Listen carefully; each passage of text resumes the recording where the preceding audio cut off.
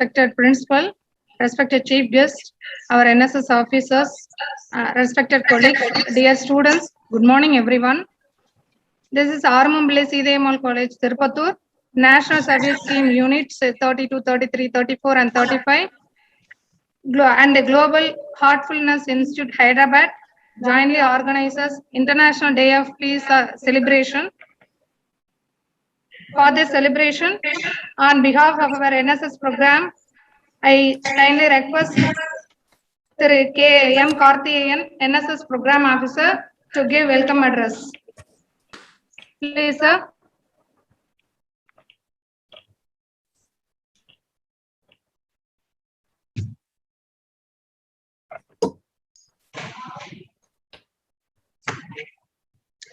அனைவருக்கும் எனது இனிய காலை வணக்கம். ஆறுமுகம்பிள்ளை சீதையம்மாள் கல்லூரியும் நாட்டு நலப்பணி திட்ட ஒருங்கிணைப்பு குழுவும் ஹைதராபாத்தை சேர்ந்த குளோபல் ஹார்ட்ஃபுல்னஸ் இன்ஸ்டிடியூட் ஆகிய இரண்டும் இணைந்து இன்று international day of peace celebration என்ற நல்ல நாளை கொண்டாடும் விதமாக நமது கல்லூரியில் மிகச்சிறந்த முறையிலே ஒரு நிகழ்ச்சி ஏற்பாடு செய்யப்பட்டுக் கொண்டிருக்கின்றது. இந்த நிகழ்ச்சிக்கு அனுமதி வழங்கிய நமது கல்லூரியின் செயலர் மரியாதைக்குரிய திரு என் ஆறுமுகராஜன் அவர்களுக்கு எனது முதற்கண் நன்றியினை வாழ்த்துக்களையும் தெரிவித்துக் கொள்கின்றேன். அதற்கு அடுத்தபடியாக உறுதுணையாக இருந்து சிறப்புரையாற்ற காத்துக் கொண்டிருக்கும் நமது கல்லூரியின் முதல்வர் டாக்டர் கேப்டன் KR ஜெயக்குமார் அவர்களுக்கு அவர்களை வரவேற்பதில் மிகவும் மகிழ்ச்சி அடைகின்றேன். அதற்கு அடுத்தபடியாக இந்த நிகழ்ச்சியின் சிறப்பு விருந்தினராக கலந்து கொண்டு பெரிதும் பெரிது கேள் என்ற தலைப்பின் மூலம் உங்களுக்கெல்லாம் சொற்பொழிவாற்ற காத்துக் கொண்டிருக்கின்ற சென்னை எக்ஸிம் அகாடமி டைரக்டர் மரியாதைக்குரிய திரு RR பத்மநாதம் அவர்களை வருக வருக என்று வரவேற்பதில் மட்டற்ற மகிழ்ச்சி அடைகின்றேன். அதற்கு அடுத்தபடியாக இந்த நிகழ்ச்சியினை நடத்துவதற்கு மிகவும் உறுதுணையாக இருந்து செயல்பட்டுக் கொண்டிருக்கின்ற நமது சிறப்பு விருந்தினரை அறிமுகம் செய்து வைக்க காத்துக் கொண்டிருக்கின்ற நமது கல்லூரியின் NSS ப்ரோக்ராம் ஆபீசர் திரு V. நாகராஜன் அவர்களை வரவேற்பதில் பெருமகிழ்ச்சி அடைகின்றேன். இறுதியாக இந்த நிகழ்ச்சியை தொகுத்து வழங்கிக் கொண்டிருக்கின்ற NSS ப்ரோக்ராம் ஆபீசர் மரியாதைக்குரிய டாக்டர் மாரிக்கண்ணு மேடம் அவர்களையும் வருக வருக என்று வரவேற்பில் பெருமகிழ்ச்சி அடைகின்றேன். இந்த நிகழ்ச்சி தங்கு தடையின்றி சிறப்பாக நடைபெறுவதற்கு டெக்னிக்கல் சப்போர்ட் செய்து கொடுத்து நடத்தி கொடுத்திருக்கின்ற நமது கல்லூரியின் IT டிபார்ட்மெண்ட் HOD மரியாதைக்குரிய திரு அனந்தகிருஷ்ணன் சார் அவர்களையும் வருக வருக என்று வரவேற்பில் பெருமகிழ்ச்சி அடைகின்றேன். இறுதியாக இந்த நிகழ்ச்சிக்கு நன்றியுரை வழங்க காத்துக் கொண்டிருக்கக்கூடிய NSS programme officer doctor M. Sivachandran அவர்களையும் இந்த நிகழ்ச்சியில் கலந்து கொண்டு எல்லோரையும் சிறப்பிக்கும் வகையில் நல்லதொரு நிகழ்ச்சியினை உங்களுக்கு வழங்கி பெரிதிலும் பெரிது கேள் என்ற நிகழ்ச்சியின் மூலம் உங்களை எல்லாம் சொற்பொழிவாற்றி மிகச்சிறந்த முறையிலே நிகழ்ச்சியை ஒருங்கிணைப்பதற்கு மாணவிகள் ஆகிய நமது கல்லூரியை சேர்ந்த அனைத்து மாணவியர்களும் இங்கே பங்கு கொண்டிருக்கின்றீர்கள். உங்கள் அனைவரையும் மீண்டும் ஒரு முறை வருக வருக என்று வரவேற்று விடைபெறுகின்றேன். நன்றி.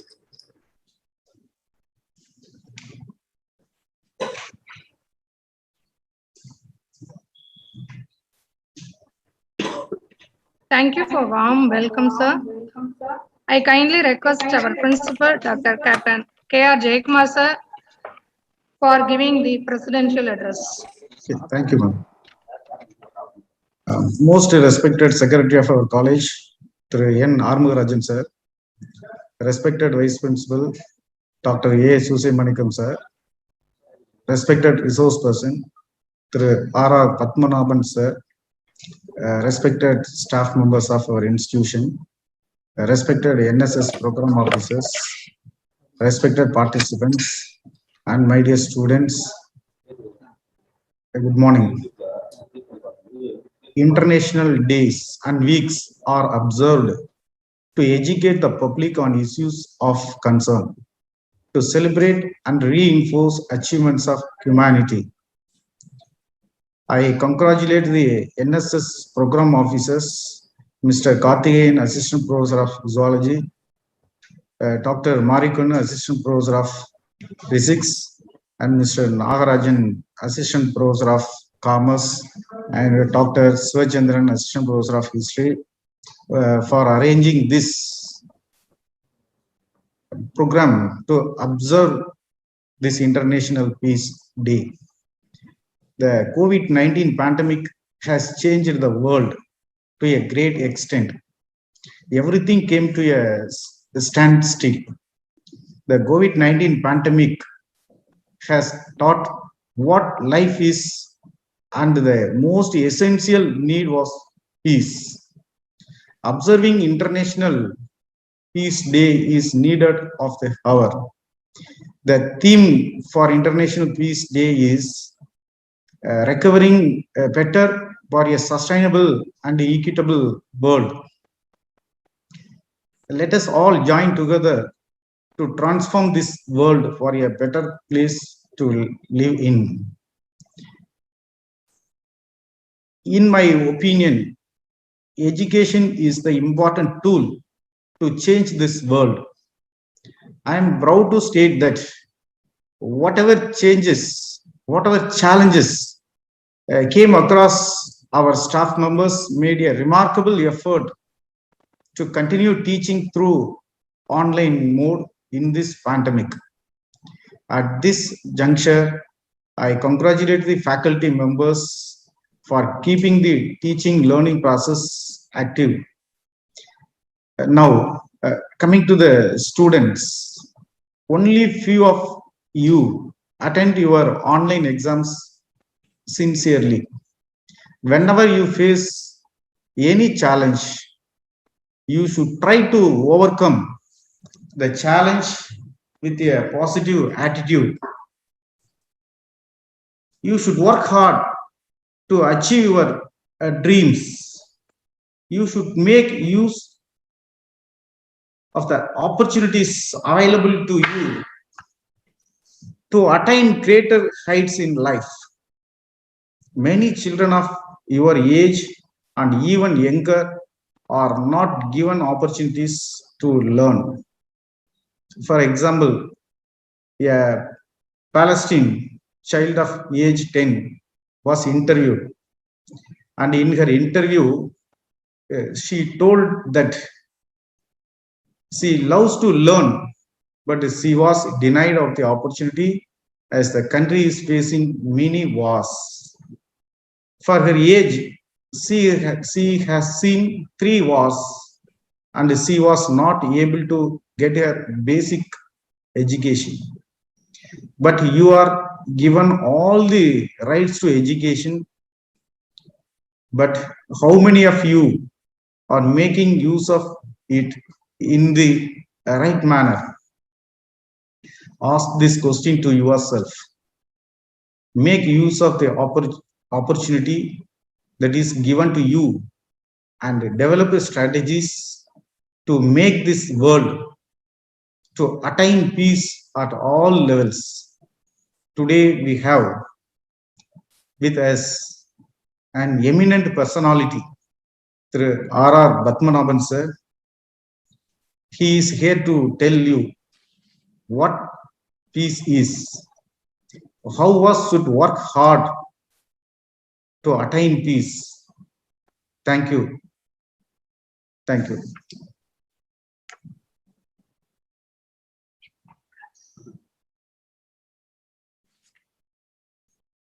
Thank you, ma'am. Thank you, sir. Thank you for your wonderful presidential address, sir. I kindly request to I kindly request through V. Nagarajan, sir, NSS Program Officer, to introduce our chief guest.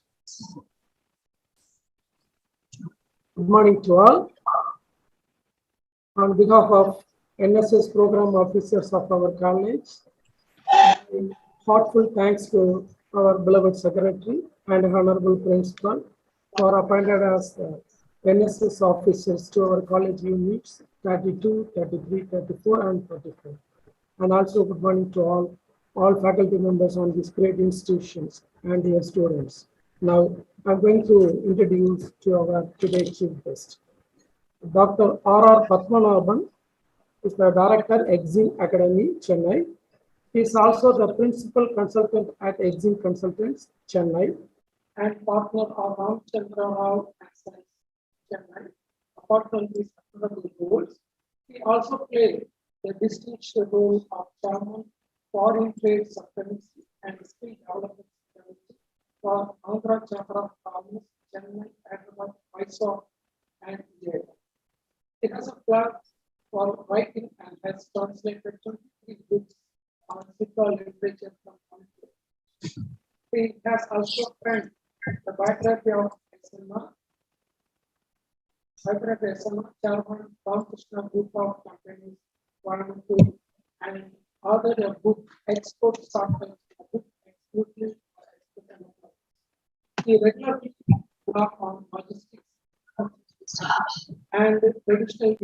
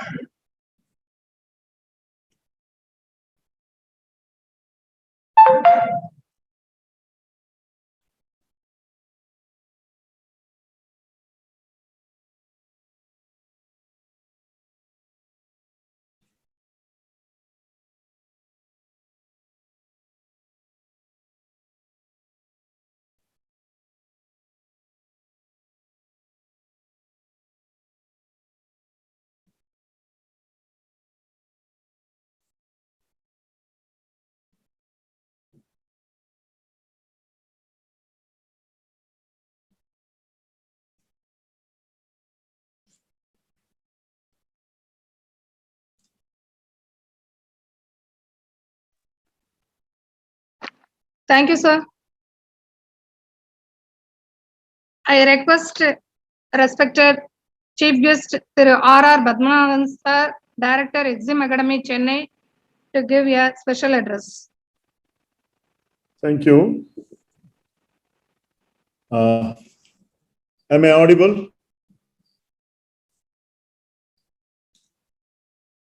Am I audible? Yes, sir. Yeah, okay. Thank you for the wonderful introduction, Brother Nagarajan, and really, I am really honored. ரொம்ப சந்தோஷமா இருக்கு உங்களோடெல்லாம் எனக்கு இப்போ பார்த்து இந்த மாதிரி technology இருக்கிறதுனால பேசுறதுக்கு. I'm very, very happy. Thank you for very wonderful introduction, Mr. Nagarajan, and respected Secretary, sir, and respected Principal, and a wonderful team you have, the faculties, and of course the students. இன்னைக்கு வந்து international day of peace September 21 உலகம் முழுக்க கொண்டாடுறாங்க.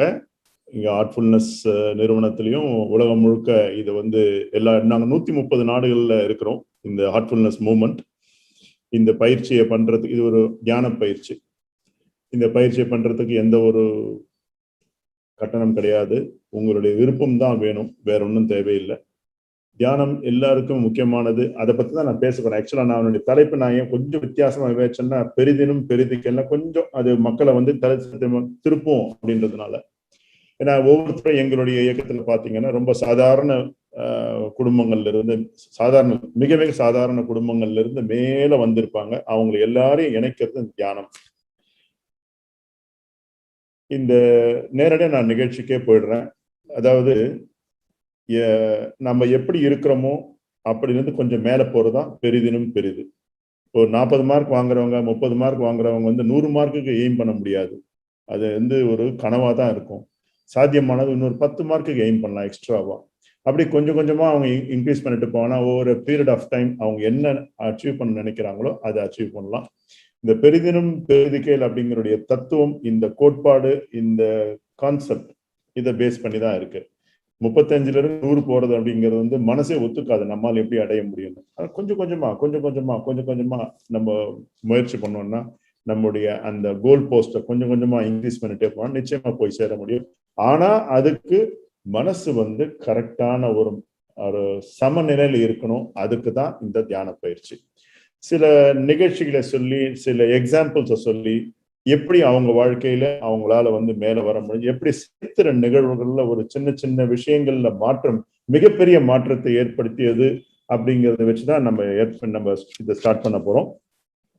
இறுதியா நான் உங்களுக்கு இந்த பயிற்சி, அதாவது இந்த தியான பயிற்சியினுடைய அனுபவத்தை நான் உங்களுக்கு கொடுக்க போறேன்.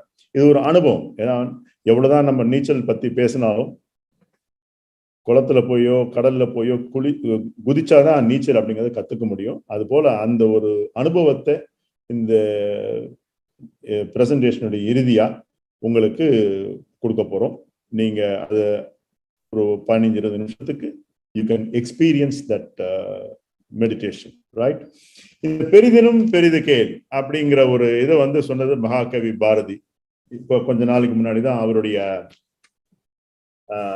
தினம்லாம் போச்சுங்க. உண்மையிலேயே அந்த காலகட்டத்துக்கு நம்மால நினைச்சு கூட பார்க்க முடியாத அளவுல அவர் யோசிச்சு பார்த்திருக்கிறாரு. அடிமைப்பட்டு இருந்த காலம், நம்ம எல்லாம் வெள்ளைக்காரன் வெளில வருவோமா அப்படின்னு யோசிச்ச காலம். ரொம்ப அழகா அவங்க பிரின்சிபல் பேசும்போது ஒரு பாலஸ்தீனியன் குழந்தையினுடைய இந்த ஆதங்கத்தை, அந்த பொண்ணு எவ்வளவு ஆதங்கமா படிக்கலன்றது வருத்தப்பட்டா அப்படிங்க சொன்னாரு. அது கூட இந்த ஆப்கானிஸ்தானை சேர்த்துக்கலாம், சிரியாவை சேர்த்துக்கலாம், எத்தனையோ நாடுகள், ஆப்பிரிக்கால நீங்க எல்லாம் வாழ்றது, நம்ம எல்லாம் வாழறது ஒரு சொர்க்க பூமியில வாழ்ந்துகிட்டு இருக்கோம். இது ஒரு அமைதியான நாடு, மிக மிக அமைதியான நாடு. குறிப்பா தமிழகத்தை பத்தி சொல்ல வேண்டிய அவசியமே இல்லை. ரொம்ப நல்லா சொல்லுவாங்க, இந்தியாவில் எங்க போனாலும் வெரி சேஃப் ஸ்டேட் அப்படின்னு சொல்லுவாங்க தமிழ்நாட்டுல வாழறது. ஆக நமக்கெல்லாம் இது ஒரு நல்ல வாய்ப்பு. நாம இப்ப இருந்து இன்னும் கொஞ்சம் மேல போனோம். இந்த அவருடைய வாழ்ந்த காலம் அவரால் நினைச்சு கூட பார்க்க முடியாத, அப்பதான் அவர் சுதந்திரம் அடையணும்ன்றத வேட்கையை வலியுறுத்தினார். அதனாலதான் அவர் பெரிதினும் பெரிது கேள் அப்படின்ற ஒரு வார்த்தைய, ஒரு கருத்தை வெளியிட்டாருங்க. இதனுடைய தொடர்ச்சியா தான் நான் இதை அடுத்ததை பார்க்கிறேன். இது நீங்க படத்துல பாக்குறது காந்திய சவுத் ஆப்பிரிக்கால ஒரு ட்ரெயின்ல அவர் இழுத்து வெளியில போட்டுடுறாங்க. அவர் ஒரு லாயர், ஒரு அட்வொகேட், நல்ல மெத்த படித்தவர். லாயர்னாலே தெரியும் ஓரளவு நல்ல ஒரு சமுதாயத்துல ஒரு நிலைப்பாடு அவங்களுக்கு இருக்கும். அப்படிப்பட்டவர் ஒரு ஃபர்ஸ்ட் கிளாஸ்ல போறதுல என்ன தப்பு? அவர் ஃபர்ஸ்ட் கிளாஸ் டிக்கெட் வாங்கியிருக்கிறாரு அந்த ட்ரெயின்ல. இந்த நிகழ்ச்சி உங்களுக்கு எல்லாருக்குமே தெரிஞ்சிருக்கலாம், ஆனா நான் சொல்ற கருத்து தான் கொஞ்சம் வித்தியாசமா இருக்கும். அந்த டிக்கெட் செக்கிங் எக்ஸாமினர் வராரு, நீ ஒரு கருப்பினத்தை சேர்ந்தவர், வெள்ளைக்காரன் கிடையாது, நீ இந்த ஃபர்ஸ்ட் கிளாஸ் வகுப்புல நீ வர முடியாது அப்படின்னு அவர் வாதாடுற. நான் காசு கொடுத்து வாங்கியிருக்கேன், எங்கேயுமே சொல்லல, வெள்ளைக்காரன் தான் போகணும்னு சொல்லல அப்படின்னு வாதாடுறாரு. அவன் கோவப்பட்டு அவரையும் அவருடைய உடைமைகளையும் தூக்கி வீசி எறிகிறான் அடுத்த ஸ்டேஷன்ல. நீங்க இந்த படத்தை இனிமேல பாருங்க. காந்தின்னு ஒரு படம், ரொம்ப பிரமாதமான படம், யூடியூப்லாம் இருக்கு. பென் கிங்ஸ்லே ஆக்ட் பண்ணது. இதை பத்தி அவங்க சொல்லும் போது, இந்த ஃப்ரீடம் அட் மிட் நைட் அப்படின்னு ஒரு புஸ்தகத்துல இதை பத்தி சொல்லும் போது, அந்த கண்கள்ல அந்த நேரம், அது வரைக்கும் காந்திக்கு வெள்ளைக்காரன் மேல கோபம் கிடையாது. ஏன்னா அவர் படிச்சதெல்லாம் இங்கிலீஷ்ல, படிச்சதெல்லாம் யூகேல, அவங்கள பத்தி ஒரு நல்ல அபிப்பிராயம் தான் அவருக்கு இருந்துட்டு இருந்தது. அந்த நேரத்துல அவர் மனசுல என்ன தோணுச்சுன்னா, எப்படி என்ன இந்த ட்ரெயின்ல விட்டு வெளில தூக்கி போட்டீங்களோ அது போல எங்க நாட்டுல எங்கெங்கெல்லாம் நீங்க இருக்கீங்களோ அங்கெல்லாம் நான் உங்களை தூக்கி வெளியில போடுவேன் அப்படின்னு நினைச்சாராம். அந்த கண்கள் அப்படி பேசிச்சான். அதாவது அவருடைய நிலை அப்படி இருந்தது. அதை விட அவர் பெருசா நினைச்சாரு, பெரிதினும் பெரிதும் கேட்டார். ஆனா அவரோட எப்பவுமே ஒரு நிதானத்துல இருப்பார். அதுதான் எப்பவுமே அட் பீஸ். ஓகே, இது ஒரு சரித்திர நிகழ்வு. இந்த நிகழ்வை நீங்க பல இடத்துல நீங்க ரிலேட் பண்ணிக்கலாம். ஏன்னா நான் ஏற்கனவே சொன்ன மாதிரி வாழ்க்கையில எவ்வளவு பெரிய நிலையில இருக்கிறவங்க எல்லாம் பாத்தீங்கன்னா மிக மிக மிக சாதாரண நிலையில இருந்தவங்க தான் மேல வர முடியும். இப்போ உங்களுக்கு ஒரு கேள்வி கேட்கலாம், ஏற்கனவே ஒரு கோல்டன் ஸ்பூன் பிறந்தவங்க எல்லாம் அவங்க எல்லாம் எப்படி இருக்கிறாங்க அப்படின்னா, அவங்க என்ன பண்றாங்க, ஒரு செயற்கையா ஒரு தடைகளை ஏற்படுத்திக்கிறாங்க. ஒரு புதுசா ஒரு ஃபேக்டரி கட்டணும், புதுசா ஏதாவது அச்சீவ் பண்ணணும், ஒரு புது தடைகள், அதாவது அவங்க இருக்கிறத விட இன்னும் கொஞ்சம் பெருசா யோசிச்சுக்கிறாங்க. அதனால அவங்களால ஃபார் எக்ஸாம்பிள் டிவிஎஸ் மாதிரி நிறுவனங்கள், டாடா மாதிரி நிறுவனங்கள், பிர்லா மாதிரி நிறுவனங்கள்லாம் அவங்க எப்பவுமே அப்படி இருக்காங்க. ஏன்னா புதுசா ப்ராஜெக்ட். ரிலையன்ஸ் பாருங்க, புது ப்ராஜெக்ட், புது தடைகள். ஒவ்வொரு ப்ராஜெக்டும் ஒவ்வொரு தடை, ஒவ்வொரு மைல்கல். ஸோ இப்படி அவங்களும் அந்த மாதிரி பண்ணிட்டு இருக்காங்க. ஆகையால நம்முடைய மனசுதான் காரணமே தவிர நம்முடைய பொருளாதார நிலைமையோ, நம்முடைய சமூக நிலைமையோ, நம்முடைய குடும்ப நிலைமையோ காரணம் அல்ல. அது இருந்தா மனசுல இருந்து எடுத்துருங்க. எல்லாமே வந்து நாம எப்படி நினைக்கிறோமோ, எப்படி செயல்படுறோமோ, ரெண்டுமே முக்கியம். எண்ணம், சொல், செயல், இது மூணுமே ஒரே நேர்கோட்டுல வந்தா நிச்சயமா என்ன நினைக்கிறோமோ அது பிற்காலத்தில் நடந்தே தீரும். இன்னும் சொல்ல போனா ஒரு பகவத்கீதையில ஒரு வாசகம் உண்டு. Every desire is a prayer. நேரா நான் படிச்சது இங்கிலீஷ்ல தான் அந்த பகவத்கீதை. எவ்ரி டிசைர், உன்னுடைய ஒவ்வொரு விருப்பமும் ஒரு பிரேயர் தான். ஆனா உன்னுடைய அந்த ஒரு டிசைர் ரொம்ப பெருசா இருந்தா கொஞ்சம் லேட் ஆகும், அவ்வளவுதான். நமக்கு விருப்பம் வேணும், ஆசைப்படணும். ஆனா ஆசைப்படும் போது அதை செயல்படுத்துறதுக்கு உண்டான உத்வேகமும் கூடவே வச்சு. ஆசைப்பட்டு சும்மா உட்காந்துட்டு இருந்தா பிரயோஜனம் கிடையாது. அதுதான் என்னுடைய இது. இப்போ காந்தியை பார்த்தோம். இந்த கதையை பாருங்க. நான் ஒரே இதுல 2 படம் வச்சிருக்கேன். ஒன்னு வந்து 1983 வேர்ல்டு கப், இன்னொன்னு வந்து 1987 வேர்ல்டு கப். ரெண்டுத்திலுமே ஒரு பெரிய சரித்திரம் இருக்கு. அதாவது 60களில் பிறந்தவங்களுக்கு இந்த 83, 87 வேர்ல்டு கப் எவ்வளவு முக்கியமானது, எப்படி ஆர்வத்தோடு பார்த்தோம் அப்படிங்கிறது தெரியும். இன்னும் சொல்ல போனா 83 வேர்ல்டு கப் வந்து ஜூன் நினைக்கிறேன். அன்னைக்கு அந்த மேட்ச் முடிச்ச அடுத்த நாள் எனக்கு பாம்பேல ஃபர்ஸ்ட் இன்டர்வியூ டாடா பிரஸ் லிமிடெட்ல, சூன் ஆஃப்டர் மை காலேஜ்.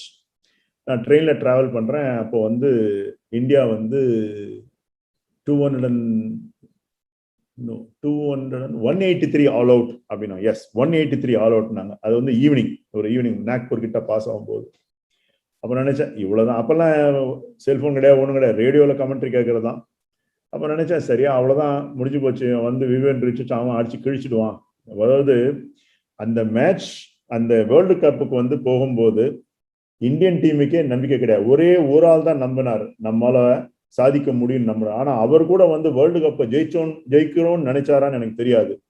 ஒரே ஒரு ஆள் நம்பிக்கையோடு இருந்தது கபில் தேவ் மட்டும்தான், வேறு யாருமே கிடையாது. இன்னும் சொல்ல போனா பல இன்டர்வியூலாம் நீங்க பாத்தீங்கன்னா ஸ்ரீகாந்த்லாம் சொல்லுவாரு, நாங்கெல்லாம் ஃபர்ஸ்ட் 2 மேட்ச் தாண்ட மாட்டோம், அங்கிருந்து யூஎஸ்க்கு வந்து ஹாலிடேக்கு போகலான்னு முடிவு பண்ணி எல்லாத்துக்கும் தயாரா போயிட்டோம் அப்படின்னு சொல்லுவாங்க. ஒரே ஒரு மனுஷன் நம்பினார் நம்மால ஒரு வித்தியாசத்தை கண்டுபிடிக்க முடியும்னு சொல்லி. அது வரைக்கும் இந்தியன் டீமுக்கு வந்து அந்த ஃபீல்டிங்னா ரொம்ப பெருசா கிடையாது, ஃபாஸ்ட் பவுலிங் சுத்தமா கிடையாது. ஸோ ஃபீல்டிங்கை முக்கியமா வலியுறுத்தி யங்ஸ்டர்ஸை பொறுக்கி எடுத்தாரு கபில் தேவ். உங்களுக்கு எல்லாம் தெரியும், நீங்க அந்த யூடியூப்ல அந்த மேட்ச் பாருங்க. ரொம்ப 183 ஷார்ட் அவுட்னு தான் சொல்லணும். 183 ஒரு பெரிய ஸ்கோரே இல்லை. Against what? The mighty West Indies. அன்னைக்கு அவங்க தான் வந்து உலகத்தை, இன்னைக்கு இந்தியா எந்த நிலைமையில இருக்கோ அதே நிலைமையில அன்னைக்கு வெஸ்ட் இண்டீஸ் இருந்தாங்க. யாரை பார்த்தாலும் இது பண்ணிடுவாங்க அவங்க. வெஸ்ட் இண்டீஸ், ஆஸ்திரேலியா, இவங்க தான் வந்து நம்பர் 1 இருந்தது அந்த நேரத்துல. ரெண்டாவது match against Zimbabwe 17 for 5. Kapil Dev வந்து 175 நாட் அவுட் அடிச்சாரு. அதுக்கப்புறம் 183 வந்தாச்சு. எல்லாரையும் அடிச்சு செமிஃபைனல்ஸ்ல இங்கிலாந்து அடிச்சாங்க. ஃபைனல்ஸ் வந்து the mighty West Indies 183 short out. அவங்க வெஸ்ட் இண்டீஸ் அடிச்சது 140. இஸ் த ஃபர்ஸ்ட் டைம் லார்ட்ஸ்ல இந்தியா வேர்ல்டு கப் எடுத்தது. இந்த மேட்ச் வேர்ல்டு கப்ல இந்த ஃபைனல்ஸ் மேட்சை பார்க்கணும்னு அன்னைக்கு இருந்த மினிஸ்டர் சித்தார்த் சிவசங்கரே ஆசைப்பட்டார், SS ரே. அவருக்கு 2 டிக்கெட் கேட்டாங்க. நம்முடைய எஜுகேஷன், நம்முடைய ஸ்போர்ட்ஸ் மினிஸ்டர் வந்து யூகேல இருக்க அந்த BCCI சீஃப்ட, எங்க மினிஸ்டர் அங்க வந்திருக்கிறாரு, அவர் ஃபைனல்ஸ் பார்க்கணும்னு விருப்பப்படுறாரு, எனக்கு 2 டிக்கெட் கொடுங்க அப்படின்னாரு. அவங்க அப்படிதான், அவங்க என்ன மறுத்துட்டாங்க, கொடுக்க முடியாதுன்ட்டாங்க. இல்ல, நாங்க எல்லாருக்கும் கரெக்டா வேணா, உங்களுக்கு ஏற்கனவே 2 டிக்கெட் கொடுத்துருக்கோம், அந்த டிக்கெட் மாத்தி கொடுத்துருங்களேன் அப்படின்னு ஒரு ரொம்ப ஆணவமா கர்வமா சொன்னாங்க. அதுக்கப்புறம் அந்த வேர்ல்டு கப் இங்கிலாந்துல நடக்கவே இல்லை. ஏன் தெரியுமா? அடுத்த பிட்டிங் இந்தியா போட்டாங்க. எங்க ஊர்ல அதிகமா நாங்க ரசிகர்கள் இருக்காங்க, ஏன் உங்க ஊர்ல தான் எப்பவுமே வந்து வேர்ல்டு கப் நடக்கணுமா? அதுக்கு என்னென்னலாம் பணம் வேணுமோ, என்னென்னலாம் தயார் பண்ணுமோ நாங்க தயார் பண்றோம்னு சொல்லி 4 வருஷம் கடுமையா உழைச்சு 87ல வந்து வேர்ல்டு கப் இந்தியாவில் நடந்தது. இது ஒரு பெரிய ஒரு விஷயம். இதெல்லாம் யூடியூப்ல எல்லாம் இது எப்படி நடந்தது அப்படின்னு சொல்லுவாங்க. அந்த ஒரு அவமானம் அன்னைக்கு நடந்த அந்த ஒரு சம்பவம், அந்த மினிஸ்டர் வந்து இல்ல இனிமேல் அங்க நடக்கக்கூடாதுன்னு முடிவு பண்ணி, இந்த மேட்ச் எப்படி நடந்ததுன்னா இந்தியால கொஞ்சம் பாகிஸ்தான்ல கொஞ்சம் அப்படி மாத்தி நடந்தது. அவங்க ஒரு கேள்வி எழுப்புனாங்க, நீங்க தான் என்னைக்கு சண்டை போட்டுனே இருக்கீங்களே, இந்தியா பாகிஸ்தான், அது எப்படி அப்போ சாத்தியமாகும் 2 பேர் நடக்குது? உடனே இவங்க என்ன பண்ணாங்க, பாகிஸ்தான் ஜியாவுல் ஹக்க சொல்லி அன்னைக்கு அவர் தான் பிரசிடென்ட், நீங்க வந்து இங்க இந்தியாவில் வந்து மேட்ச் பார்க்கணும் அப்படின்னு சொல்லி அந்த ஒரு நிலைமையை வந்து அழகா ஹேண்டில் பண்ணி அதோட இன்னைய வரைக்கும் வேர்ல்டு கப் அங்க நடக்கல. இடையில நடந்துதான் ஞாபகம் இல்லை. 83க்கு அப்புறம் இங்கிலாந்துல நடக்கவே கிடையாதுன்னு நினைக்கிறேன். ஸோ இப்படி ஒரு தடை, அந்த தடையிலிருந்து தடையே என்ன சொல்லுவாங்க, தடைய நீயே விடைன்ற மாதிரி நாமளா ஒரு புதுசா ஒரு இது கண்டுபிடிக்கணும். தடையினால அப்படியே வந்து உட்கார்ந்துட கூடாது. இந்த ஒரு நிகழ்ச்சி, இது நான் ஒரு just sample. Please go to யூடியூப்ல நிறைய, particularly how Reliance world cup எப்படி இந்தியாவில் நடத்தினாங்க, ஒரு பெரிய ஸ்டோரி இருக்கு, யூடியூப்ல கேளுங்க. அடுத்ததும் கிரிக்கெட் சார்ந்தது தான். Sourav Ganguly, Steve Waugh. Steve நான் ஏற்கனவே சொல்லியிருக்கேன், கிரிக்கெட்ல வந்து வெஸ்ட் இண்டீஸும் ஆஸ்திரேலியாவும் தான் அந்த காலத்துல கொடி கட்டி பறந்தாங்க. வெஸ்ட் இண்டீஸ் கிட்ட ஒரு முறை இருக்கும், ஒரு என்ன சொல்றது, ஒரு ஜென்டில்மேன் இது இருக்கும். ஆஸ்திரேலியாட்ட இருக்கவே இருக்காது. அவங்க பல முறை ஜெயிக்கிறது வந்து ஸ்லட்ஜிங் அப்படின்னு ஒரு டெக்னிக்கை பயன்படுத்துவாங்க. எப்படின்னா விளையாடும் போது டீஸ் பண்ணுவாங்க. அது நம்ம லோக்கல்ல விளையாடும் போது, என்ன ஆட்ட பாரு, உன்னால இது தப்பா ஆடுற பாரு, இது உனக்கு சரியாவே அடிக்க வரலையா அப்படின்னு கேம்ல விளையாடும் போதே சொல்லுவாங்களா. அது அப்படி ஒரு டெக்னிக், அது வேற நியாயப்படுத்துறாங்க. அது எப்படின்னு எனக்கு தெரியல. Cricket is gentlemen's game. 2001 நினைக்கிறேன் அவங்க வராங்க இந்தியாவுக்கு வரும்போது. ஸ்டீவ் வாக்னுடைய ஃபேமஸ் ஸ்டேட்மெண்ட் என்னன்னா, நாங்கள் இது வரைக்கும் 15 மேட்ச் ஜெயிச்சிருக்கோம், 3 மேட்ச் இந்தியாவில். அது நாங்கள் திரும்பி போகும்போது 16, 17, 18 முடிஞ்சிடும். அதாவது 3 மேட்சை நாங்கள் ஜெயிச்சிருவோம் அப்படின்னு சொல்றது மட்டும் இல்லை, ஒரு பெரிய ஆர்டிக்கலே எழுதினார். ஒவ்வொரு முறையும் இந்தியாவும் ஆஸ்திரேலியாவும் விளையாடும் போது இதே மாதிரிதான் அவங்க பழக்கம். இந்த மாதிரி ஏதாவது பண்ணி மனசை வந்து ஒரு கலக்கி விட்டுருவாங்க. ஆனா இந்த தடவை அந்த தடவை கேப்டனா இருந்து சௌரவ் கங்குலி அதெல்லாம் பலிக்காது. அவர் அடுத்த நாள் எழுதினாரு, 15 வரைக்கும் ஜெயிச்சிருக்கலாம், 16, 17, 18 நீங்க வந்து இந்தியாவில விடுமுறையா கழிச்சுட்டு தான் போகணும் அப்படின்னு சொல்லி எழுதினார். மீனிங் என்னன்னா, நீ எல்லாம் ஜெயிக்க முடியாதுன்னு அர்த்தம். இது அவங்க எதிர்பார்க்காத ஒண்ணு. இது தவிர நான் ஏற்கனவே சொல்லியிருக்கேன், அவங்க பண்ற ஸ்லட்ஜிங் அப்படிங்கிறது வந்து நம்மளை வந்து ஒரு அவமதிக்கிற மாதிரி பேசுவாங்க விளையாடும் போது கிரவுண்ட்லயே.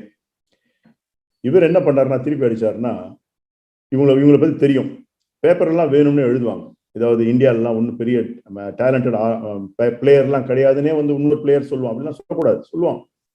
இதுக்கு முன்னாடி இருந்த இந்தியன் டீம்லாம் பெருந்தன்மையா அவன் என்னத்தையோ பேசிக்கலாம் விட்டுருவாங்க. ஆனா கங்குலி அப்படி விடல. டாஸ் போடும்போது மேட்ச் கேப்டன் ரெஃபரி வெயிட் பண்ணுவாங்க, கங்குலி வேணும்னு லேட்டா போவார். அவங்களுக்கு கோவம் வந்துச்சு, அவங்க எதிர்பார்க்கவே இல்லை. அது எப்படி? ஏன்னா ஆஸ்திரேலியன் டீம்ல இருந்தது வந்து எக்ஸ்பீரியன்ஸ்டு பிளேயர்ஸ், நல்லா விளையாடி எக்ஸ்பீரியன்ஸ் ஆனவங்க. இந்தியன் டீம்ல அப்பதான் 2 மேட்ச் அதிகமா விளையாடினது சச்சின் டெண்டுல்கர் தான், மற்றவங்களாம் கம்மியான எக்ஸ்பீரியன்ஸ் தான். அவங்களை அவமதிக்கிற மாதிரி இருக்காங்களே அப்படின்னு சொல்லி அவங்க பேச ஆரம்பிச்சாங்க. கங்குலி என்ன பண்ணாரு, ஐஎம் சாரின்னு ஒரே வார்த்தை சொல்லிட்டார், அவ்வளவுதான். அந்த மேட்ச்ல, அந்த சீரீஸ்ல இந்தியா ஜெயிச்சது 2-1. அது ஒரு சரித்திரம். நாங்கெல்லாம் பார்த்தா அசந்து போனோம். ஏன்னா அந்த 1983 அப்படிங்கிறது இந்தியன் டீமுக்கு கிரிக்கெட்டுக்கே ஒரு பெரிய மாற்றம் அப்படின்னு சொன்னா, இந்த 2001 சீரீஸ் எல்லாருமே சந்தோஷப்பட்டது ஒரு விஷயம். ஏன்னா ஆஸ்திரேலியாவை ஜெயிச்சிட்டோம்பா நம்ம ஆளுங்க. ஏன்னா அவங்க என்ன ஆயுதத்தை பயன்படுத்தினா, எந்த ஒரு இதை பயன்படுத்தினாங்களோ, யுக்தியை பயன்படுத்த, அதே யுக்தியை நம்மளும் திருப்பி அடிச்சோம். ஏன்னா இல்லாட்டி நம்ம ஜெயிக்கவே முடியாது. எந்த நிலைமையை விட்டு இன்னொரு நிலைமைக்கு போகணும்னு கங்குலி முடிவு பண்ணாரு, நடந்தது ஆச்சுங்களா. இது ரெண்டுமே வந்து என்னால அது மறக்கவே முடியாது. பல கிளாஸ்ல இது நான் பகிர்ந்துக்குவேன். எப்படி நம்ம வந்து எப்படி இருக்கிறோம் அப்படிங்கிறத வச்சு சந்தோஷப்பட்டு இருக்கக்கூடாது, திருப்திப்பட்டு இருக்கக்கூடாது. ஒரு அடுத்த படிக்க நம்ம யோசிக்கணும், அதற்குண்டான முயற்சிகள்ல இறங்கணும், அதுக்கு மனசை நம்ம கரெக்டா வச்சுக்கணும்.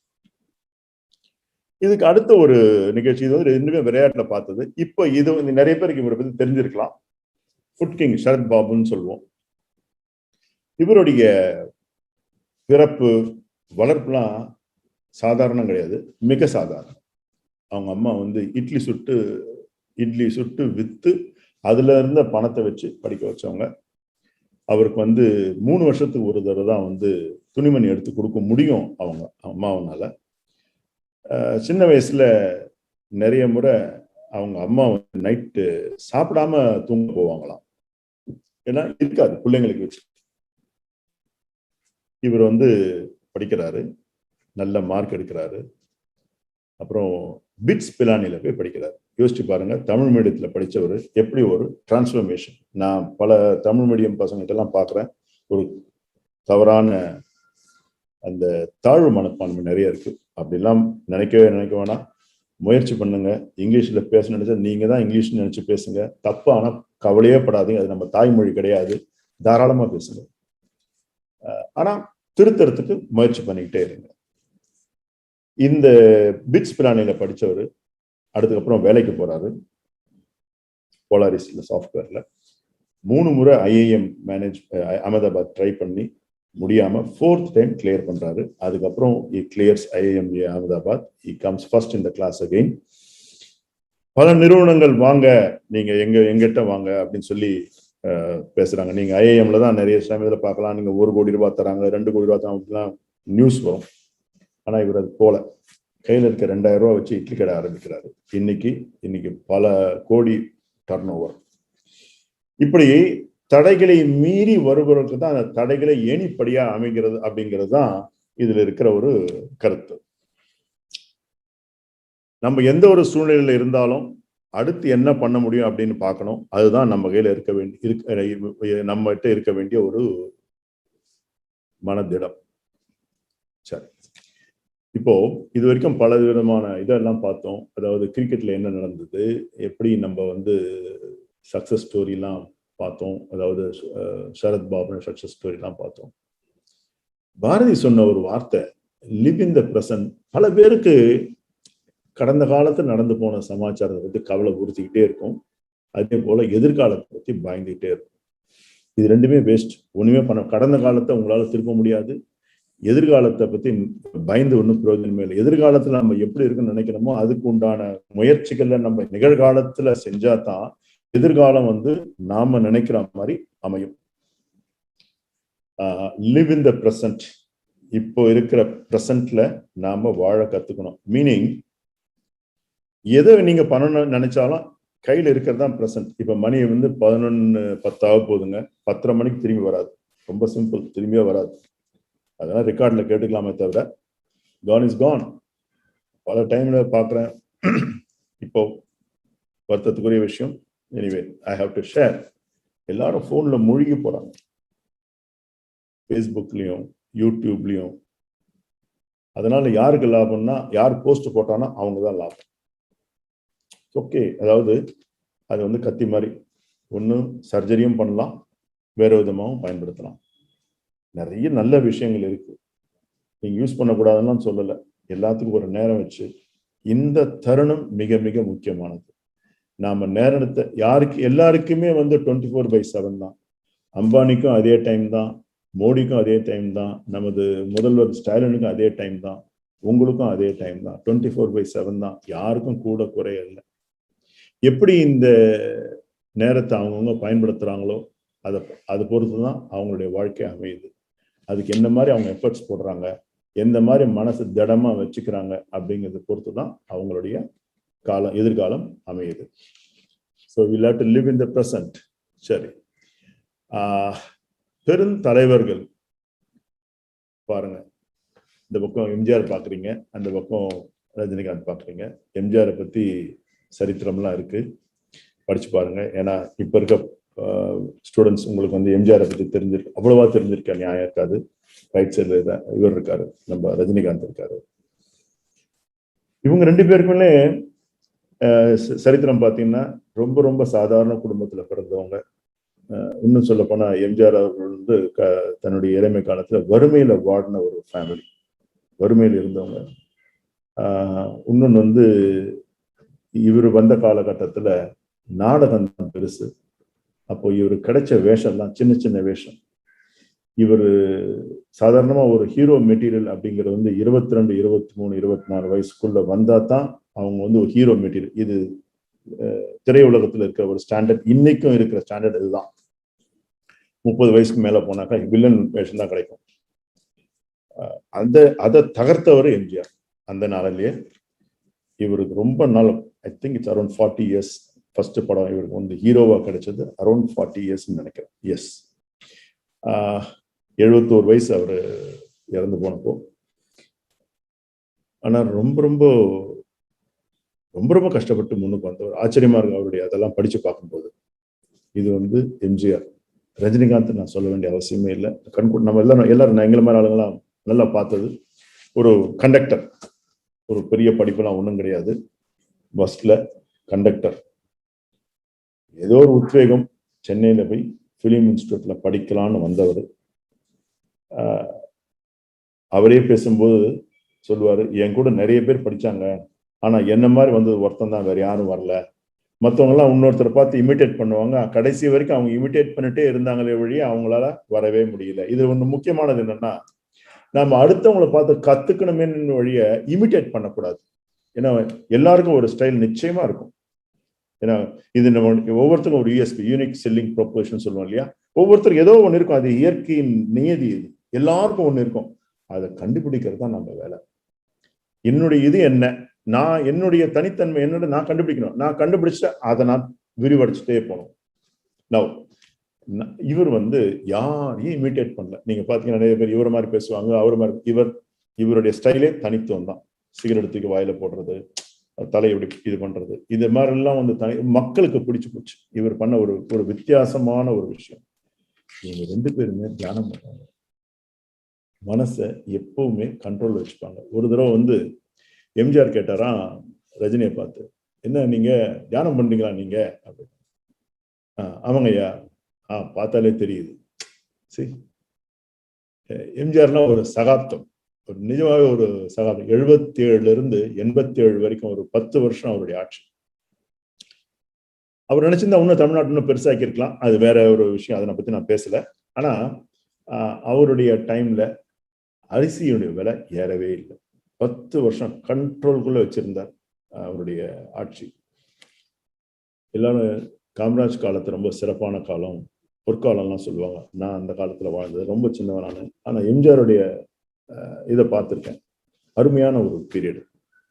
இவங்களுக்கு 2 பேருக்கும் இடையில இருந்த காமனான திங் என்னன்னா, 2 பேரும் தியானம் பண்ணுவாங்க தினம். ஈவன் ரஜினிகாந்த் நீங்க கூட கேள்விப்பட்டிருப்பீங்க, வருஷத்துக்கு ஒரு தடவை இதுக்கு போயிடுவாரு, இமயமலைக்கு போயிடுவாரு.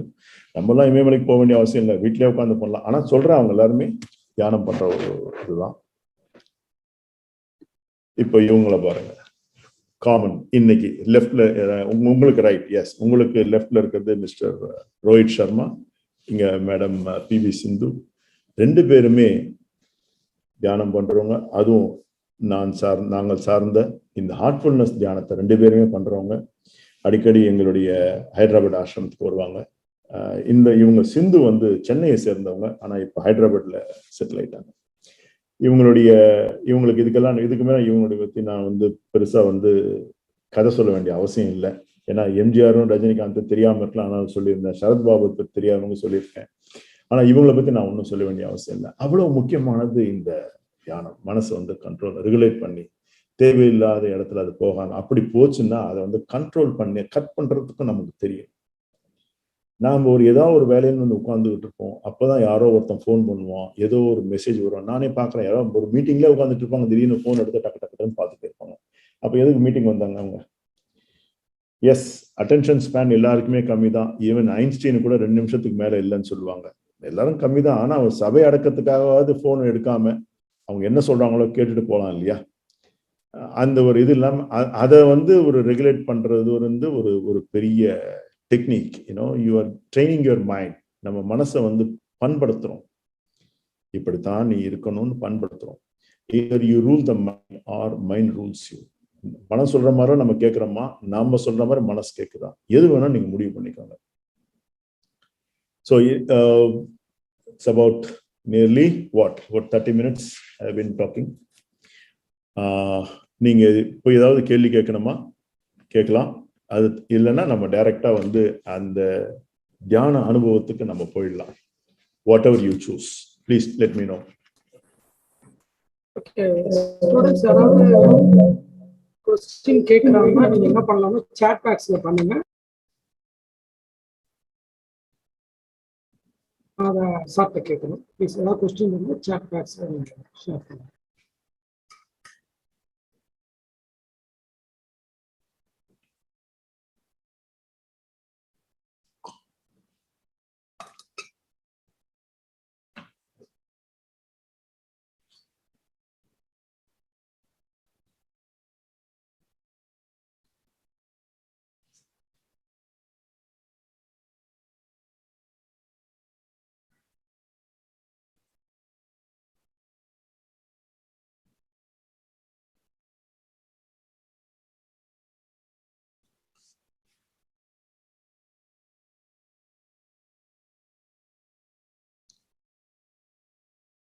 Okay, Mr. Nagarajan, if there are no questions, we'll get into the experience.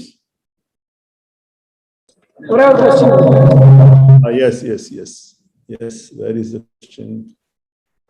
How meditation helps to achieve goals? Oh, wonderful. Right. Okay.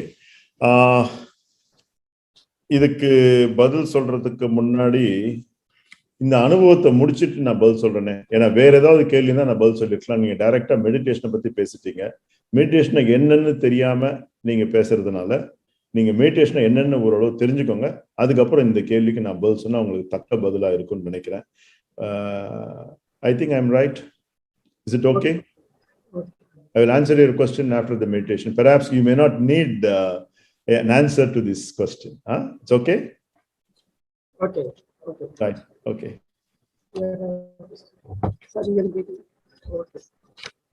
So எங்களுக்கு இந்த ஸ்டூடெண்ட்ஸ் வந்து இந்த ஏஜ்ல உங்களுக்கு டைம் இருக்குமா, இல்ல நாங்க பண்ணலாமா? மெடிடேஷன் வந்து பண்ணனா எல்லாரும் வந்து என்ன சொல்றாங்க, நார்மலா தியானம்ங்கிறது வயசான பிறகு பண்ண வேண்டிய ஒரு விஷயம். நாங்க ஒரு 18 இயர்ஸ் ஸ்டூடெண்ட்ஸ். எங்களை இந்த வயசுல போய் கண்ண மூடி உட்காந்து தியானம் பண்ண சொல்றீங்க. நாங்க வாடி சாமியார போயிட்டோம்னா வீட்டுல அதனால பயப்படுவோம். என்ன நியாயமான ஒரு கேள்வி. இதே மாதிரிதான் எல்லாருக்குமே இருக்கும். நான் இதெல்லாம் இல்லைன்னு சொல்லவே இல்லை. மெடிடேஷன்ல நம்ம மனசை வந்து கட்டுப்படுத்த முயற்சிக்கிறோம். சரியா? முழுமையா மனசை வந்து கட்டுப்படுத்தவே முடியாது. ஏன்னா மைண்ட் இருந்தது அப்படி ஒரு பவர்ஃபுல் திங். நீங்க என்ன நினைக்கிறீங்கன்னா தியானம் அப்படிங்கிறது வயசானவங்களுக்கு தான் அப்படின்னு நினைக்கிறீங்க. பல காரணங்களுக்கு வந்து மனசுதான் காரணம் ஆயிடுது இல்லையா? ஒரு மனுஷன் அப்துல் கலாம் ஆறுறதுக்கும் ஒசாமா பின் லேடன் ஆறுறதுக்கும் மனசு தான் காரணம். அப்துல் கலாம் ஐயா எல்லாருக்குமே தெரியும். ஒசாமா பின் லேடனை பத்தியும் எல்லாருக்கும் தெரியும். சேம் தான், மனுஷன் தான். என்ன வித்தியாசம்? ஒன்றும் கிடையாது. மைண்டை வந்து யாரால கட்டுப்படுத்த முடியுமோ அவங்க வந்து மேன்மேலும் போறாங்க. வேற மாதிரி போறவங்க வேற மாதிரி மனசை விடுறவங்க வேற மாதிரி போறாங்க. சரியா?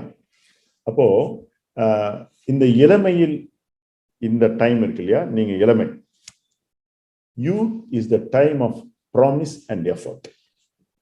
அதாவது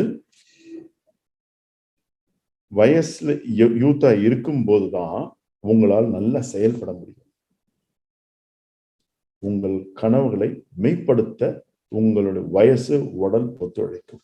மனசு ஒத்துழைச்சா, மனசு எப்போ ஒத்துழைக்கும்? ரெகுலேட் பண்ணா, கட்டுப்படுத்தினாதான் மனசு ஒத்துழைக்கும். அதனாலதான் சொல்றது youth is a time of promise. அது பலவிதமான கட்டுக்கடங்காத விஷயங்களை அடக்கி வச்சிருக்கிறது வந்து யூத். கொஞ்சம் எஃபர்ட் போட்டீங்கன்னா அதுக்கு வந்து ஒரு பெரிய ஒரு இது கிடைக்கும். சரி, இந்த ப்ராமிஸ் அப்படிங்கிறது எங்க இருக்குன்னா மனசுலதான் இருக்கு, இங்க இருக்கு. இது நம்மால வந்து ஒரு உதாரணத்துக்கு சொல்றேன். ஒரு நாளைக்கு எல்லாருக்குமே 24 மணி நேரம் தான் சொல்லிட்டேன். எந்த ஒரு பாகுபாடும் கிடையாது. ஏன் ஒருத்தன் ஃபர்ஸ்ட் மார்க் எடுக்கிறான், ஒருத்தன் லாஸ்ட் மார்க் எடுக்கிறான்? யோசிச்சு பாருங்க. ஃபர்ஸ்ட் மார்க் என்ன பண்ணிட்டான்? ஒழுங்கா படிச்சான், அவ்வளவுதானே. வேற ஒன்றும் பெருசே இல்லை. அதாவது போனை நோண்டாம, யூடியூபை பார்க்காம, வேற எதுவும் பார்க்காம, அஜித் சினிமாவும் அதுவும் பார்த்துருப்போம். ஓரளவு ரெகுலேட்டடா இருப்பான், இல்லைன்னு சொல்ல முடியாது. பட் தேவோட புட் தி எஃபர்ட். அந்த எஃபர்ட் போடுறதுக்கு வந்து மனசு அவங்களால கட்டுப்படுத்த முடிஞ்சது, மனதை அந்த பக்கம் செலுத்த முடிஞ்சது. சில பேருக்கு தானாவே அமைது, பல பேருக்கு அது அமையறதே இல்லை. இன்னைக்கு இருக்கிற காலகட்டம் அந்த மாதிரி நம்மளுடைய எண்ணங்களை, நம்முடைய மனசை அவங்க பக்கம் இழுக்கிறதுக்கு எல்லாரும் முயற்சி பண்ணிட்டு இருக்காங்க. அதனால யாருக்கு லாபம்? அவங்களுக்கு தான் லாபம், உங்களுக்கு லாபம் கிடையாது. இப்போ உங்களுக்கு லாபம் இருக்கணும்னா என்ன பண்ணணும்? நம்ம மனசை வந்து ரெகுலேட் பண்ண தெரிஞ்சுக்கணும். அந்த ரெகுலேஷன் பண்ற ஒரு டெக்னிக் தான் மெடிடேஷன். அது சீக்கிரமா ஆரம்பிச்சிங்கன்னா அதனுடைய விளைவுகளை போக பிரமாதமா பார்த்துக்கிட்டே இருப்பீங்க. ரொம்ப நல்லா இருக்கும் அதனுடைய இது. நான் வருத்தப்பட்டிருக்கேன். எங்க காலேஜ்லயும் படிக்கும்போது டிரான்சென்டென்டல் மெடிடேஷன் வந்து டீச் பண்ணாங்க. நான்லாம் அப்போ கலடா பண்ணிட்டு இருந்தேன். என்ன சும்மா கண்ண மூணு உட்காடுறீங்க அப்படின்னு. அது அப்போ வந்து 21 வயசு. எங்க பிஹெச்டி காலேஜ் கோயம்புத்தூர்ல அன்னைக்கு TM was very famous. Transcendental meditation வந்தாங்க. நான் போகல, உட்காரல. அவங்க உட்கார்ந்து கலடா பண்ணிட்டு இருந்தேன். நான் அப்புறம் வந்து 36 வயசு தான் இந்த இதுல சேர்ந்தேன். I'm seeing a phenomenal. என்னுடைய வாழ்க்கையில ஒரு மிகப்பெரிய மாற்றத்தை கொடுத்தது வந்து இந்த மெடிடேஷன் தான். அது நான் என்னுடைய இதை பேசிட்டே இருக்கலாம், ரொம்ப நாள் பேசலாம். அதனால வந்து நான் அதை பேசல. ஸோ அந்த 21 வயசுல நான் கத்துக்கிட்டு இருந்தேன்னா, அந்த காலேஜ் டைம்லயே நான் படிச்சிருந்தேன்னா வேற மாதிரி அமைச்சிருப்பேன். என்னுடைய வாழ்க்கையை வேற மாதிரி அமைச்சிருக்க முடியும். எனிவே, அது முடிஞ்சு போனது, பேச ஒன்றும் பிரயோஜனம் இல்லை. அதனால இதுதான் இளமையில் கல்லுன்ற மாதிரி இளமையில் தியானம் பண்ணுங்க, பண்ணி பார்த்தா தெரியும். Okay, sir. Next question. Sir, how to control depression and something and concentrate on our goal? Please tell me, sir. Okay, ரெண்டு விஷயம். ஒன்று வந்து டிப்ரெஷன் அப்படிங்கிறது வேற, கான்சென்ட்ரேஷன் அப்படிங்கிற ரெண்டு. இது ஒரே கேள்வி இல்லை, ரெண்டு கேள்வி, ரெண்டு பதில் தர்றேன். டிப்ரெஷன் அப்படிங்கிறது என்ன? ஏதாவது ஒரு நெகட்டிவா நினைச்சு அப்படியே உள்ளே போயிட்டு, இது ஒரு பியூட்டி. இதுல என்னன்னா, சைக்காலஜில இந்த மனசு இருக்கே, இது நெகட்டிவா கெட்டுன்னு பிடிச்சிக்கும். அது அதனுடைய இயல்பு. பாசிட்டிவா எடுத்துக்காது. நெகட்டிவா ஒண்ணு சொன்னா அதை கெட்டியா பிடிச்சிக்கும். அதனாலதான் வந்து நம்ம பெரியவங்க வந்து நம்முடைய கலாச்சாரத்துல நெகட்டிவாவே பேச மாட்டாங்க. இன்னும் கோவம் வந்தா நீ நல்லா இருந்து திட்டுவாங்க. அவங்க திட்டுறது கூட எங்க பாட்டிமா சொல்லும், யாராவது வந்து சரியா இது பண்ணலன்னா நல்லா இரு அப்படின்னு சொல்லி விட்டுடும். அதான் அந்த மாதிரி கோவம் வந்துச்சுன்னா பாசிட்டிவா பேசணும். கோவத்தை கூட நம்ம பாசிட்டிவா மாத்தின ஒரு சமுதாயம் இது, ஒரு பண்பட்ட சமுதாயம். ரைட். இப்போ டிப்ரெஷன் அப்படிங்கிறது என்ன? டிப்ரெஷன் அப்படிங்க ஏதோ ஒண்ணு நினைச்சிட்டு அப்படியே உள்ள போய், ஐயோ நான் ஏன் எப்படி இருக்கேன். இந்த டிப்ரெஷன் வந்து பல விதமான விஷயங்களுக்காக வருது. ஒண்ணு குடும்பம் ஒரு காரணம், சுத்தி யாரோட பழகுறோம் அப்படிங்கிறது ஒரு காரணம், நாம எதை பார்க்கிறோம் அப்படிங்கிறது ஒரு காரணம். அதுல இருந்து கொஞ்சம் முதல்ல வெளியில வரணும்னா உங்களுடைய மனசை நீங்க தான் மாத்திக்கணும். எப்படி மாத்திக்கலாம்? உடனே எல்லாம் மாத்த முடியாது, ஏன்னா பழகி போச்சு. என்ன அந்த மாதிரி உள்ள ஊறி எதுக்கெடுத்தாலும் நெகட்டிவா தான் வரும். அதுதான் வந்து ஒண்ணு வந்து நல்ல உடற்பயிற்சி காலையில, ரெண்டாவது வந்து விளையாட்டு, மூணாவது வந்து தன்னம்பிக்கை கொடுக்கக்கூடிய விஷயங்களை கேட்கறது, புஸ்தகங்களை படிக்கிறது, அந்த மாதிரி ஆளுங்களோட இருக்கிறதுல அப்படி கொஞ்சம் கொஞ்சமா நீங்க கொஞ்சம் உங்களுடைய டைமை வரையறுத்துக்கோங்க. இந்த டிப்ரெஷன்ல இருந்து வெளில வர்றது யாரால முடியும்னா உங்களால தான் முடியும். நாங்கெல்லாம் வெளில இருந்து சொல்ல முடியும். நான் ஒரு நாள் முழுக்க என்னால பேச முடியும். ஆனா நீங்களா யோசிச்சு, ஆமா அவர் சொன்னது கரெக்ட் தானே, ட்ரை. எந்த ஒரு விஷயமே இட் வில் ஆல் பாஸ். எதுவுமே பெர்மனன்ட் கிடையாது. எல்லாம் இதுவும் கடந்துதான் போவோம். இதுதான் நிதர்சனம். வாழ்க்கையில நாங்க பார்த்தது இதுதான், எல்லாம் கடந்து போவோம். அதனால எதுக்கும் கலங்கக்கூடாது, பயப்படக்கூடாது. அந்த டிப்ரெஷனை ஒழிக்க ஒரே வழி, என்கேஜ் இன் பாசிட்டிவ் ஆக்டிவிட்டிஸ். நல்லா விளையாடுங்க, இல்லையா நல்லா கடுமையா உழைங்க, இல்ல வீட்டுக்கு போய் அம்மாவுக்கு நல்லா ஹெல்ப் பண்ணுங்க. ஃபுல் டைம் நல்லா ஹெல்ப் பண்ணுங்க. நல்ல வேர்வை வரும், மைண்ட் ரொம்ப சந்தோஷமா இருக்கும். அடுத்தவங்க அம்மா சந்தோஷம், ஆடா பையன் நமக்கு ரொம்ப ஹெல்ப் பண்ணிட்டான்டா அப்படின்னு சொல்லி பார்க்கும்போது அந்த இதுல இருந்து நீங்க வெளியில வருவீங்க. டிப்ரெஷனுக்கு ஒரே ஒரு மருந்து என்னன்னா ஆக்டிவிட்டி. ஆச்சுங்களா? Next concentration. Meditation will lead to concentration. ஏன்னா நான் ஏற்கனவே சொல்லியிருக்கேன்,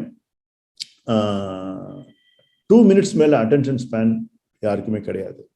எனக்கு கூட கிடையாது. இப்ப நான் பேசிட்டு இருக்கேன், உங்க மைண்ட் எங்கேயோ ஓடிக்கிட்டு இருக்கும். சில பேர் கேட்பீங்க, சில பேர் கேட்க மாட்டீங்க. ஆனா உங்களுடைய சப்கான்சியஸ் மைண்ட்ல நான் என்ன சொன்னது போய் உட்காந்துரும். That I am sure. But உங்களால இமிடியேட்டா ரீகால் பண்ண முடியாது. எப்போ வேணுமோ அது வரும். That's the beauty of subconscious mind. இந்த கான்சென்ட்ரேஷன் எப்படி வளர்த்துக்கிறது அப்படின்னு சொன்னா, நீங்க ஒரு புக் எடுத்து படிக்க உட்காருங்கன்னு வச்சுக்கோங்களேன். நான் 1 மணி நேரம் படிப்பேன் அப்படின்னு உறுதிமொழி எடுத்துக்கோங்க. பழக்கம் இல்லைன்னு வச்சுக்கோங்களேன், ஒரு 10 மினிட்ஸ் உட்காருங்க. அப்புறம் ஒரு தண்ணி குடிக்கிறீங்க, ஒரு டீ குடிக்கிறீங்க, மறுபடியும் உட்காருங்க.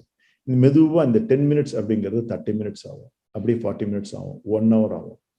இந்த மாதிரி சிவில் சர்வீஸ் இதுக்கெல்லாம் வந்து ப்ரிப்பேர் பண்றவங்க எல்லாம் பாத்தீங்கன்னா ஒரு நாளைக்கு 3 ஹவர்ஸ்லாம் கண்டினியூஸா படிப்பாங்களாம். 6 ஹவர்ஸ்லாம் கண்டினியூஸா ரூம் எல்லாம் மூடிட்டு ப்ரிப்பேர் பண்ணுவாங்க. ஓகே, அப்போ அதுக்கு வேண்டியது என்ன? கான்சென்ட்ரேஷன். மைண்ட்ல இந்த கோல்னு வந்துருச்சுன்னா அதே தான் எண்ணம் இருக்கணும், மற்றதெல்லாம் மாறும். ஆனா நீங்களும் வந்து வெளியில வந்து கொஞ்சம் விளையாடி, உடற்பயிற்சி எல்லாம் ரொம்ப முக்கியம், விளையாட்டு ரொம்ப முக்கியம்.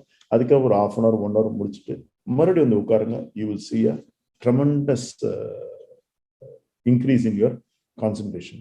இந்த கான்சென்ட்ரேஷனுக்கு meditation will be helpful. That is only by experience you will know. Have I answered your question, both depression and the concentration? Okay, thank you, sir.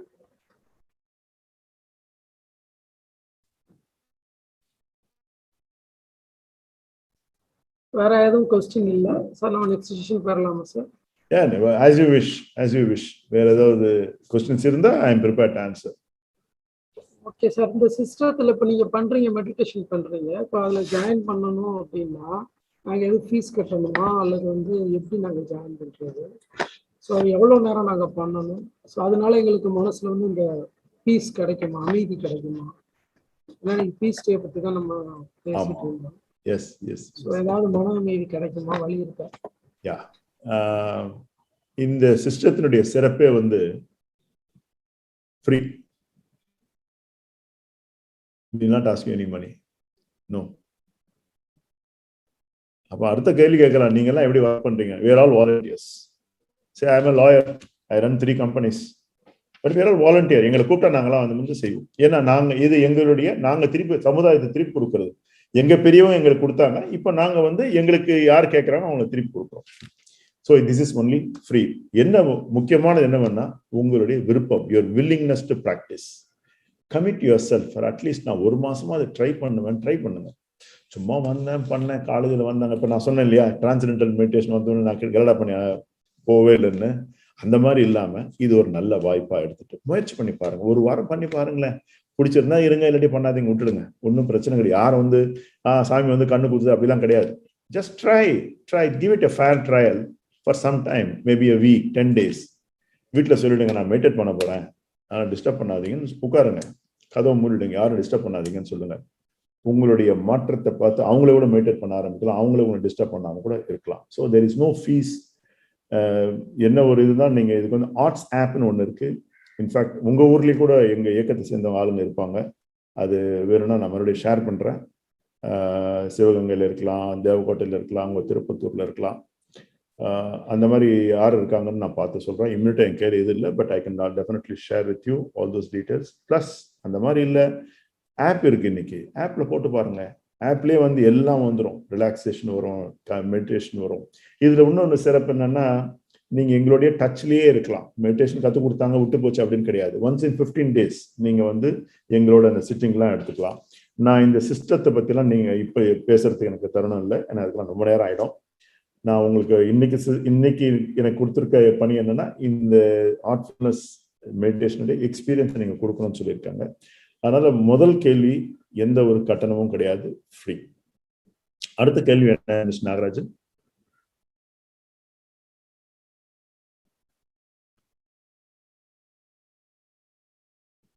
Sir அவ்வளோ இல்ல, எவ்வளவு டைம் கேட்டீங்க, எப்படி ஜாயின் பண்றது அப்படின்னு கேட்டா அதுக்கு பதில் சொல்லிட்டீங்க.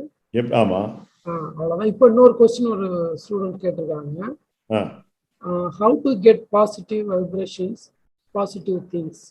தமிழ்ல சொல்லுங்க சார். ஒரு நிமிஷம் ஹாப்பியா இருந்தா நெக்ஸ்ட் மினிட் சேட் திங்கிங் வருது, அதை எப்படிங்க சார் தடுக்கிறது? அதாவது ஹாப்பி அன்ஹாப்பி ரெண்டுமே காமன் தான், எல்லாருக்கும் ஒன்று தான். சேட் திங் வருது, அதாவது ஒரு என்ன உங்க லைஃப்ல மேக்சிமம் என்ன சேட் இருக்க முடியும்? ஒரு ஸ்டூடெண்டா நான் யோசிச்சேன்னு வச்சுக்கோங்களேன். எனக்கு வந்து நான் வந்து மேக்ஸே படிக்காத ஆள், டிகிரி வரைக்கும், சரியா? எம்பிஏ ஃபர்ஸ்ட் இயர்ல, எம்பிஏல மேக்ஸ் இருக்குன்னு எனக்கு தெரியவே தெரியாது. ஃபர்ஸ்ட் செமிஸ்டர்ல மேக்ஸ் அண்ட் ஸ்டாட் இவ்வளோ பெரிய புக்கு. மேக்ஸ்க்கு வந்து குப்தா, எஸ்சி குப்தா நினைக்கிறேன். அப்புறம் ஸ்டாட்டுக்கு வந்து இன்னொரு குப்தா, ரெண்டும் இவ்வளோ பெரிய புக்கு. எனக்கு சுத்தமா ஒன்றும் தலையும் புரியல, காலம் புரியல. இது என்னடா அது, இப்படி போய் இதுல வந்து மாட்டிக்கிட்டோமே அப்படின்னு என்ன பயம் இருந்ததுன்னா, ஃபெயிலா போயிடுவோமான்னு பயம் இருந்தது. ஒரு ஸ்டூடெண்ட்டுக்கு அதுதானே ஒரு பெரிய இது. சரி, ஃபெயிலா போயிடுவோம் அப்படின்னு நம்ம ஒரு மனசுல வந்ததுன்னா, அதுதான் that's a end point. Okay, இந்த டிகிரி நம்ம கிளியர் பண்ண மாட்டோம் அப்படின்னு சொல்லி அந்த பாயிண்ட்டை வந்து நீங்க மனசுல வந்துருச்சு. ஆமா, இந்த மாதிரி பண்ண அப்படி ஆயிடுவோம்னு சொல்லி. இது ஒரு சேட் பார்ட்னு வச்சுக்கோங்களேன். ஒரு எக்ஸாம்பிள் சொல்றேன். இது அப்படியே பாசிட்டிவ் ஆச்சுன்னா, நேர்மறையா மார்ச் என்ன ஆகும்? நீங்க பாஸ் ஆயிட்டீங்க இல்லையா? அப்படின்னு ஒரு இது இருக்கும். I have failed, okay, now I have passed, 2 தான் இருக்கு இல்லையா? அப்போ நான் வந்து நீங்க ஒரு எல்லைக்கு போயிட்டீங்க. ஃபெயிலிங் அப்படிங்கிறது ஒரு எல்லை, பாஸ்ட் அப்படிங்கிறதும் ஒரு எல்லைன்னு வச்சுக்கோங்க. அந்த எல்லையை ஷிஃப்ட் பண்ணுங்க. அந்த முடிவு வந்தது இல்லையா, அந்த முடிவை மாற்றக்கூடிய உங்களால சப்போசிஷனா பண்ண முடியும்ல. இந்த தருணத்துல நான் ஃபெயில் ஆயிட்டேன் அப்படிங்கிறத நான் பாஸ் ஆயிட்டேன் அப்படின்னு ஒரு தருணத்தை மாற்ற முடியும்னா மாற்ற முடியலாம். You can write, you can affirm. இந்த அஃபர்மேஷன்ஸ் சொல்லுவோம் நாங்க சைக்காலஜில. Yes, I have passed. மெதுவா யோசிச்சு பாருங்க. ஓ, பாஸ் ஆயிட்டேன்டா நம்ம. மெதுவா அந்த எண்ணம், மெதுவா அந்த ஜூஸ் உள்ள இறங்கணும் உங்களுக்குள்ள. மெதுவா மெதுவா மனசு சொல்லும், சும்மா கதை விடுற நீ ஏன் நினைச்சுக்கிட்டு இருக்க பாஸ் ஆயிட்டேன்னு. இல்ல, நான் பாஸ் ஆயிட்டேன் அப்படின்னு மெதுவா அந்த ஃபீலிங்க. நீங்க பாஸ் ஆயிட்டா என்னென்ன மாதிரி எல்லாம் உங்களுக்கு ஃபீலிங் இருக்கு யோசிச்சு பாருங்க. உங்க ஃப்ரெண்ட்ஸ் வந்து கங்க்ராச்சுலேட் பண்ணுவாங்க. மார்க் ஷீட்டை இமேஜின் பண்ணுங்க. அதுல வந்து பாசிங் மார்க்கோட அதிகமா வாங்கியிருக்கீங்க அப்படின்னு ஒரு இமேஜின் பண்ணிக்கோங்க. இன்னும் சந்தோஷமா இருக்கும். ஓ, உங்க வீட்டுல உங்க அம்மா லட்டு பண்ணி கொடுப்பாங்க, நீங்க யாருக்கா ஸ்வீட்ஸ் வாங்கி கொடுப்பீங்க, பாஸ் வாங்கி கொடுப்பீங்க, ட்ரீட் கொடுப்பீங்க. இப்படி எல்லாம் யோசிச்சு பார்க்க ஓ, இந்த மாதிரிலாம் இருக்கா, இந்த மாதிரிலாம் இருக்கா அப்படின்னு நமக்கு மைண்ட்ல இருந்து ஒரு குட் ஹீலிங் கெமிக்கல்ஸ் வந்து சுரக்கும். அது ஒரு பெரிய சப்ஜெக்ட், இன்னொரு நாள் பேசும்போது சொல்றேன். எப்படி நல்ல தாட்ஸ், பாசிட்டிவ் தாட்ஸ் இருக்கும்போது ஒரு positive thought will yield to another positive thought. எப்படி negative thought will yield to another negative தாட்டோ, அதே மாதிரி ஒரு பாசிட்டிவ் தாட் இன்னொரு பாசிட்டிவ் தாட்க்கு வழி கொடுக்கும். அப்படி வருது. அப்புறம் நீங்க என்ன பண்றீங்க, மேற்கொண்டு படிக்கலாம்னு போதும், இல்ல மேற்கொண்டு நல்ல வேலைக்கு போகலான்னு தோணும், ஒரு வண்டி வாங்கலாம்னு தோணும், ஒரு பெரிய செல்போன் வாங்கலாம்னு இருக்கும். இப்படிலாம் யோசிச்சு பாருங்க. உங்களுடைய லைஃப் அப்படியே தடம் மாறும். ஃபார் தி பெட்டர்மென்ட், இன்னும் கொஞ்சம் மேல் லெவலுக்கு மாறும். அப்போ பாசிட்டிவ், இந்த சேட் அப்படிங்கிற தாட் மட்டும்தான், அது நிஜமா ஆகல thought. Why feeling happy is also good thought இல்லையா? அதுவும் எண்ணம் தானே. அந்த எண்ணம் எண்ணுவது உங்கள் கையில் தானே இருக்கிறது. அப்ப இதை மாத்தி பாருங்களேன். மாத்தி பார்த்தா அதிலும் தொடர்ச்சியா யோசிச்சு பாருங்க. நீங்க அப்படியே மெதுவா மாறுங்க. மெதுவா இது ஒரு பிராக்டிஸ் ஆகும். இந்த சேட்ன்றது மெதுவா டிராப் ஆயிடும் உங்களை விட்டு. இந்த சேட்னஸ் போறதுக்கு கூட எங்களுடைய இந்த ஹார்ட்ஃபுல்னஸ் தியானத்துல கிளீனிங்ல ஒரு ப்ராசஸ் இருக்கு. அது பயிற்சி பண்ண உங்களுக்கு சேட் திங்கிங்கே வராது, நெகட்டிவ் திங்கிங்கே வராது. I can assure you. Have I answered your question right, dear student? Yes, sir. Thank you, sir. One question. So, the next session. Sir, we wish to express our gratitude for delivering such an inspiring speech on Peridinum Peridikil. Your speech is a great motivation to all of us. Your presence and words like "I live in the present and shape the future" and about meditation are a source of encouragement for all of us. Wish your speech really very useful, sir. Thank you very much. Welcome. இப்போ அடுத்தது